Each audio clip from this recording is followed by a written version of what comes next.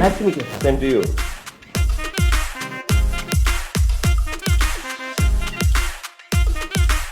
এই নীলা, দাঁড়িয়ে আছো কেন? স্যারকে দাও।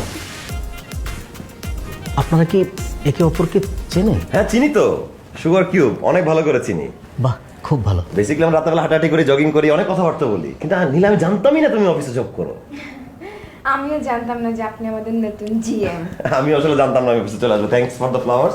আসলে গতকাল আঙ্কেলের সাথে আড্ডা মারতে গেলাম তার বাসায়, তো কফি খেতে খেতে সে বলে why don't you join with me, মানে কেন বসে আছো তুমি? পরে বললাম তাই তো, পড়াশোনা শেষ করছি, টাইম কেন নষ্ট করবো, জয়েন করে ফেলি, কত টাইমটাকে কাজে লাগাই।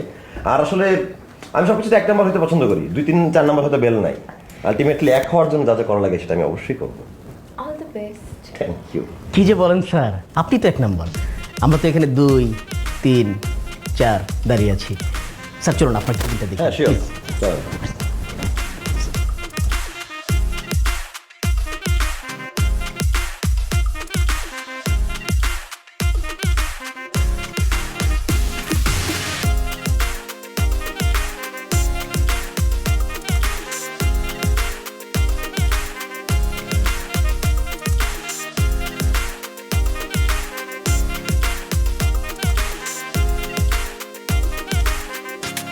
নীলা, কি জামশেদ ভাইয়া? বুঝলাম না, মানে তুমি কি নতুন গাড়ি কিনছো নাকি নতুন ড্রাইভার কিনছো, মানে রাখছো? আপনি কি যে বলেন জামশেদ ভাইয়া, আমার কি গাড়ি কেনার সামর্থ্য আছে নাকি? হ্যাঁ সেটাই তো জানতাম। আচ্ছা তাহলে তুমি প্রত্যেক দিন একই গাড়ির থেকে নামো কি করে?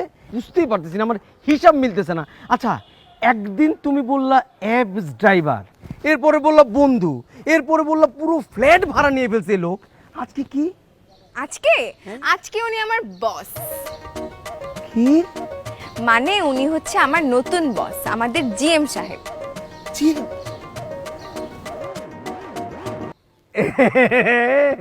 তুমি দুষ্টামানি করতেছো, তুমি ফাইজলামি করতেছো।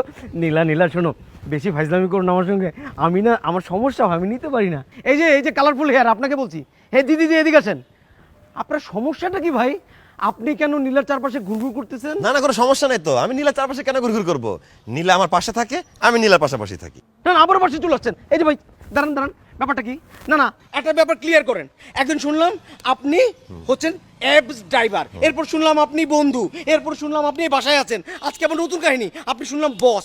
খিচুড়িটা কি? না না, কোনো খিচুড়ি না, এটা কোইন্সিডেন্স বলতে পারেন। মানে ধরেন নীলা যে বাসা থাকে সেটা তো আমার জানা ছিল না, আবার আমি যেখানে জব করি সেখানেও যে নীলা জব করে সেটা তো আমার জানা ছিল না। কি করবো বলেন? না না, কিন্তু আরেকটা ব্যাপার আছে। এই যে আপনি প্রতিদিন গাড়িতে উঠাই নিয়ে যান, গাড়িতে করে আবার নামাই দিয়ে যান, এটা কেন? কলিগ হিসেবে দায়িত্ব পালন করি। একটা কলিগ কি একটা কলিগকে লিফট দিতে পারে না মানবিকতার খাতিরে?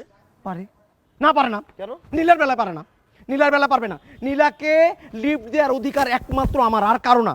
ঠিক আছে, মানলাম, আমি আপনার সাথে একমত প্রকাশ করলাম। নীলা, এখন থেকে আপনি আমার পাশাপাশি আর বসবেন না। আপনি গাড়ি পেছনে বসবেন, আমি আপনার ড্রাইভার, আপনি আমার ম্যাডাম। ঠিক আছে?